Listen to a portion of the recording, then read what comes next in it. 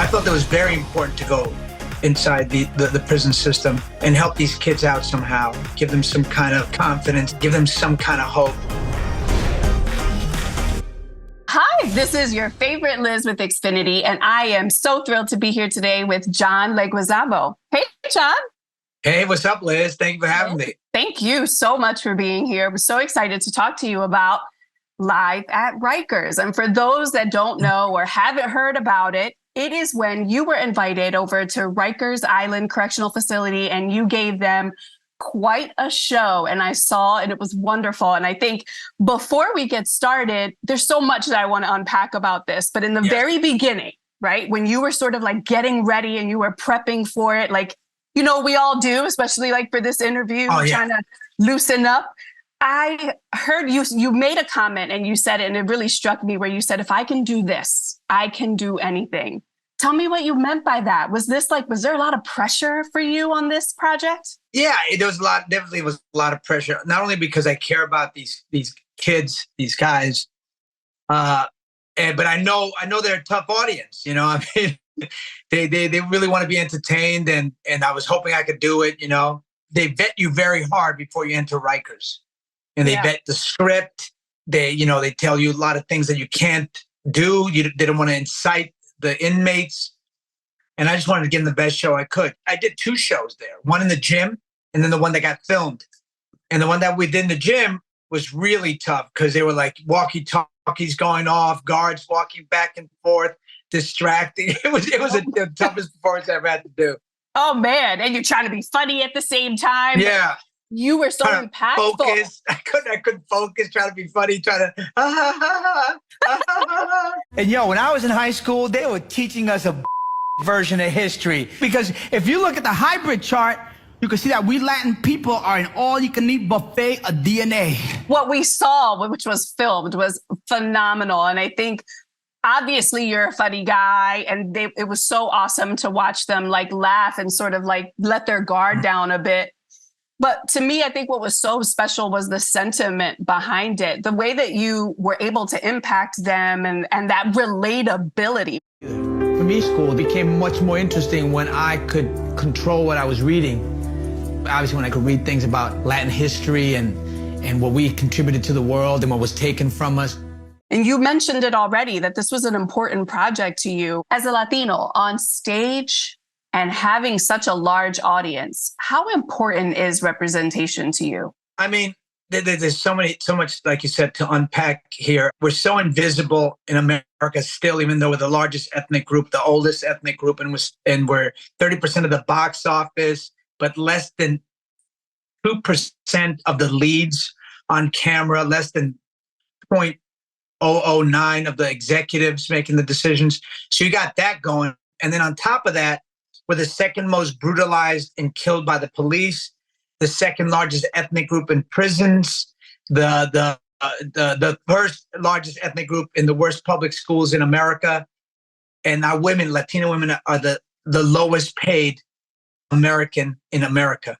So there's a lot of rough statistics. So I felt it was very important to go inside the prison system and help these kids out somehow, give them some kind of hope, give them some kind of confidence that things will work out. And this GOZO program, Get Out, Stay Out, I've been a part of it for 10 years. The success rate is incredible. 99% of the inmates don't ever return back to the system. So it's a powerful thing. And we help the youngest inmates. Watching you interact with them, it felt so great to see that reciprocity. You were giving them some really great moments, and I feel like they may have done the same for you. Were there any nuggets of wisdom or any advice that they gave you that resonated with you? I mean, they were so wise. They were so together. And that's what, pulls at your heartstrings, that we all make mistakes, and they made mistakes and ended up incarcerated. And the American system isn't really built to rehabilitate. It's built to lock people up and keep them incarcerated. So that's a tragedy. These young men who can totally change their lives, who can totally fix what they did wrong. And these kids shared that, they made mistakes, understand that they did wrong. You could tell that they were so bright And, I came from the hood. And, I understand, you're really bright and smart, and you see everybody getting everything in TV and movies, and you don't have that same chance because we're in the worst neighborhoods.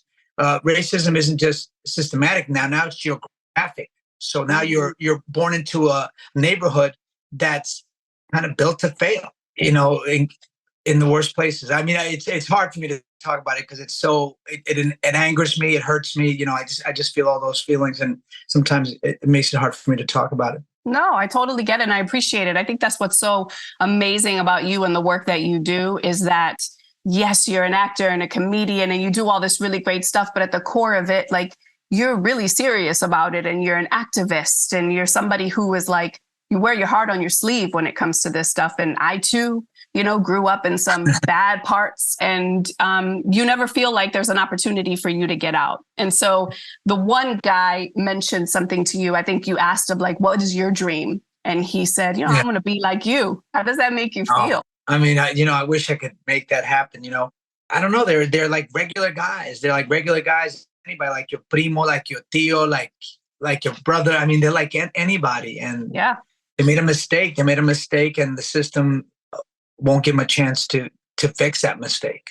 Yeah. And that's the tragedy here. That's why I wanted to do a documentary and perform for them. I wanted to do all those things and more, whatever I can. I appreciate the fact that you embraced them, that you were there for them, and that they loved every second of it. And it just is so amazing to watch you. I have to tell you a little story. Please do. I remember the first time I ever met you officially been exposed to you when I was in high school, and I went over to one of my girlfriend's house, and it was later in high school. It must have been Mambo Mouth. Wine Cooler Sangría, la bebida preferida de los latinos de los 90s, el sabor del Caribe. Rico, suave. Oh my God, that was my first show in 1990. Yo, I'm that old, right? I was in high school. And, no, you're not. I swear. And we were watching it, and I was like, oh my gosh, this guy's phenomenal. And ever since then, thank you. Huge fan of you and your work and the work that you do for the Latino community. And I'm so proud to call you one of our own as well. And I appreciate you so much for the work that you do. Thank you. I love my community. My community feeds me. They made me. They keep me afloat. So I always want to give back. I mean, I see the struggle my people are going through, and I feel like I am one of the lucky ones. So I feel a responsibility to give back. And it's not that hard to give back, and it's not that difficult, and it's actually so rewarding. So to all other celebrities, try to give back. Yeah. Well, thank you so much. I really appreciate it. And thank you for spending some time with me today and hanging out. Liz, it was a pleasure. Anytime.